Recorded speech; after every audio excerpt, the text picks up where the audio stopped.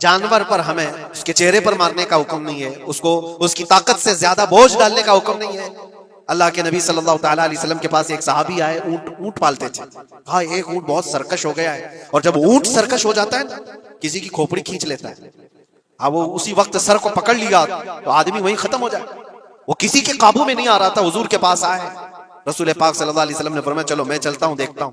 صحابہ کہتے ہیں حضور جب چلنے لگے تو ہمیں خوف ہوا، ڈر ہوا کہ یہ اونٹ بدک گیا ہے، سرکش ہے، کہیں کچھ نقصان نہ پہنچا ہے، اور تنہا میرے مصطفیٰ صلی اللہ علیہ وسلم آگے بڑھتے چلے گئے۔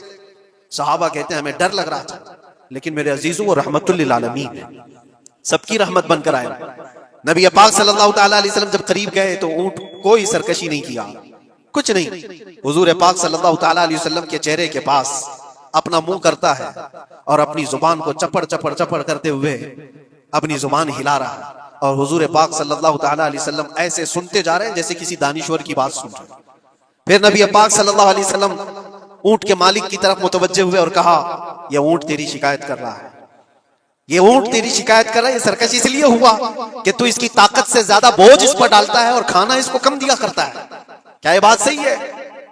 وہ جو بدو تھے، جو اونٹ کے مالک تھے، انہوں نے چہرہ جھکا لیا اور کہا وعدہ کرتا ہوں حضور پاک صلی اللہ علیہ وسلم سے کہ اس سے زیادہ، اس کی طاقت سے زیادہ بوجھ نہیں ڈالوں گا، اور اس کا چارہ، اس کے کھانے کا انتظام روزانہ کیا کروں گا۔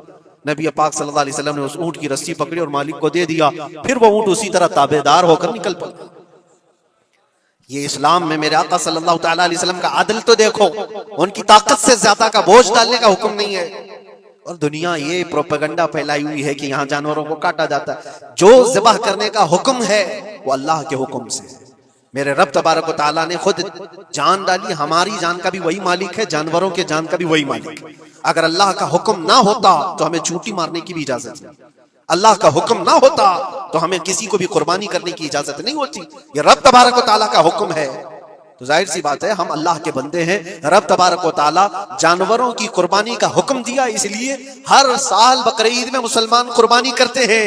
اگر اللہ چاہے تو اپنے بیٹوں کی قربانی کا بھی حکم دے دے، اور دیا ہے رب تعالیٰ نے، اور وہ بھی کر کے دکھایا سیدنا ابراہیم علیہ السلام۔ اللہ تبارک و تعالیٰ اگر حکم دے تو کیا تم ایسے مسلمان نہیں ہو؟ مسلمان کا مطلب ہوتا ہے سر جھکانے والا اللہ کے حکم کے آگے، یہ نہیں پوچھے گا کہ کیوں ہے اور کیسے ہے۔ مسلم کہتے ہیں اپنا سر جھکا دیا اللہ کی بارگاہ میں، اس کے حکم کے آگے۔ اللہ تبارک و تعالیٰ ہماری جانوں کا مالک ہے، اگر وہ چاہتا تو ہماری قربانی کا حکم دیتا، ہمارے اولاد کا، لیکن رب تبارک و تعالیٰ نے یہ سنت ابراہیمی پر پوری دنیا کو ثواب دینے کے لیے جانوروں کی قربانی کا حکم عطا فرمایا۔